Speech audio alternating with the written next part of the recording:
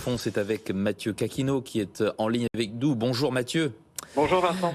Vous êtes analyste fonds chez Morningstar. Aujourd'hui, vous nous parlez d'une étude que vous avez récemment publiée sur le Do Nothing Portfolio.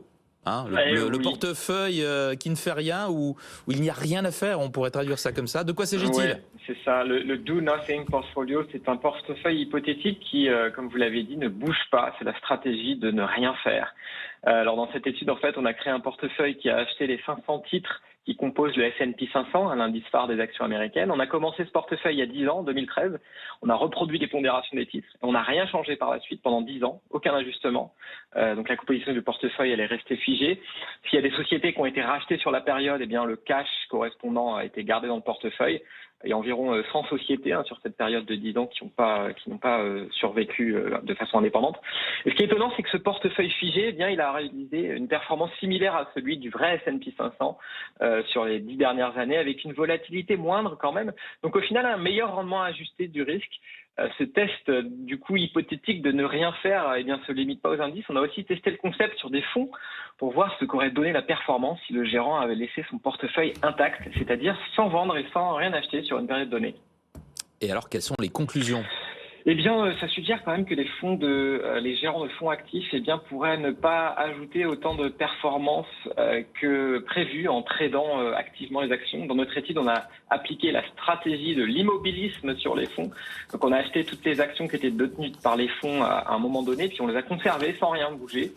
Et cette stratégie a permis d'obtenir des rendements similaires, voire parfois meilleurs, avec moins de volatilité que le vrai fonds. C'était particulièrement sur les 10 plus gros fonds actifs vendus aux États-Unis. Eh bien, les résultats montrent que certains fonds étaient vraiment à la traîne par rapport à leur version figée. Et souvent, la raison, c'est que les gérants ont tendance à vendre un petit peu prématurément des actions performantes. En gros, ils ont pris leur profit trop tôt. Portefeuille figé aussi qui a quand même bénéficié de l'absence de coûts de transaction, bien sûr. Donc ça l'a aidé par rapport au vrai portefeuille. Et quel enseignement en tirer pour les investisseurs, Mathieu ? Alors, c'est des résultats qui sont pas complètement concluants, parce que le portefeuille figé, il reste hypothétique.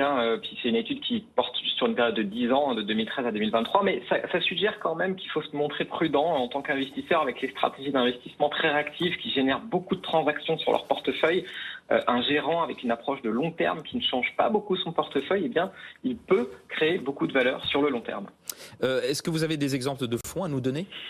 Oui, alors 3 exemples, notamment le fonds d'action américaine proposé par Dodge & Cox. C'est une société peu connue en France, elle est basée aux États-Unis où elle a une solide réputation. C'est une approche très ancrée sur le long terme avec un portefeuille stable qui ne bouge pas beaucoup. Il n'y a pas de gérant star ici, c'est un vrai travail d'équipe. Un fonds noté Gold. Donc une très bonne note. Sur les actions internationales, on peut citer le fonds Harris Associates Global Equity. Ils sont également peu connus du grand public en France. En réalité, c'est une filiale du groupe Natixis, groupe qui assure la distribution de leurs fonds en Europe. Ils ont l'habitude chez Harris de gérer des fonds très concentrés et là, ce portefeuille ne fait pas exception. L'équipe de gestion est très sélective. Ils partent d'un univers d'investissement mondial qui compte plusieurs milliers de titres et ils vont en retenir qu'une quarantaine. Et une fois en portefeuille, eh bien, ces sociétés, elles peuvent rester là pendant des années. Donc beaucoup de patience de la part de l'équipe d'investissement, un fonds noté bronze. Et puis enfin, dernier fonds dont on parle aujourd'hui, c'est le fonds GuardCap Global Equity, là aussi les actions internationales. Beaucoup de patience avec cette approche, un portefeuille qui bouge presque pas. Par exemple, l'année dernière, en 2022, eh bien, l'équipe n'a pas acheté un seul nouveau titre dans ce portefeuille. Alors ça ne veut pas dire qu'ils font rien, mais ils passent leur temps à valider leurs hypothèses d'investissement sur ce qu'il y a déjà en portefeuille et puis à chercher de nouvelles idées, mais ils sont très exigeants sur la qualité des sociétés et leur solidité. Une approche patiente qui a très bien fonctionné sur le long terme. Ce fonds est noté Gold. Merci beaucoup Mathieu pour cet éclairage sur les Do Nothing Portfolios. Mathieu Caquino, analyste fonds chez Morningstar.